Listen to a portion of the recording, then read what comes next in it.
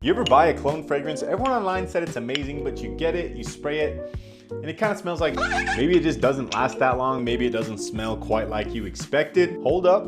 Doesn't mean it's a bad fragrance. It doesn't mean you were lied to. Let me tell you about something called maceration. No, it's not that. Maceration is when you spray your fragrances, you get air into the bottle, and the smell will actually change and develop over the course of weeks to even months. If everyone online is saying that a fragrance is super fire, you get it. It smells kind of like super harsh, kind of alcohol-y, just really sharp. It doesn't instantly mean that it's some big conspiracy theory where everyone is hyping up a fragrance that's actually trash. Pretty much when fragrances are made, there's obviously all sorts of chemicals that are mixed up in there. I can't say that I know exactly how it works. The oils, the alcohol, everything that makes up whatever fragrance it is, depending on when it was produced, may not have had time to actually settle, which I know it sounds weird, but they do settle, they change because they're made in a certain way where a lot of designer brands, they actually let their fragrances sit for a while before they send them out. Meanwhile, a lot of the Middle Eastern brands, they don't have that same period of time between manufacturing and distributing the fragrances. Honestly, imagine it like a cookie that's not done baking. It hasn't had time to do its thing.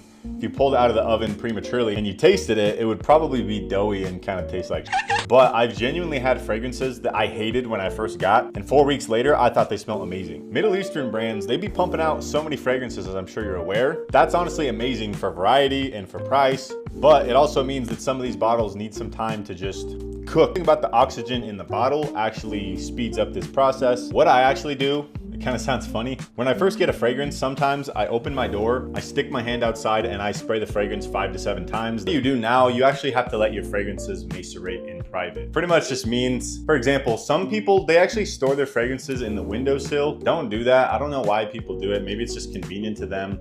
Maybe it looks cool, but the sun, especially the UV rays from the sun, first off, they can damage the composition, the chemicals in the fragrance. Second off, the prolonged heat generated by the sun can damage the fragrance. It's not gonna smell like how it's supposed to in days, weeks, months over time from that prolonged sun exposure. So what a lot of people do, they let their fragrances macerate in the closet. For example though, let's even say you have just a cabinet. What you can do, once there's oxygen in the bottle, you can take those fragrances, if you don't plan on wearing them, let's say you bought a bunch of winter fragrances and it's summer, you can put them somewhere cool and dark and just store them away. Forget about them until fall, winter, and you're like, hey, where's my sod bourbon? Oh yeah, it's in the pantry. Try it out. Let me know what your thoughts are on maceration in the comments. Do you think it's real? Do you think it's just a bunch of phony BS? Cope. Some people think, oh, if you don't like the fragrance, you just don't like the fragrance. I disagree. I've had some fragrances almost go like a complete change in terms of the way they smell in the span of a few months. Anyway, hit that follow button if you like fragrance content. Thank you guys for watching. Let me know in the comments what types of videos you guys want to see from me.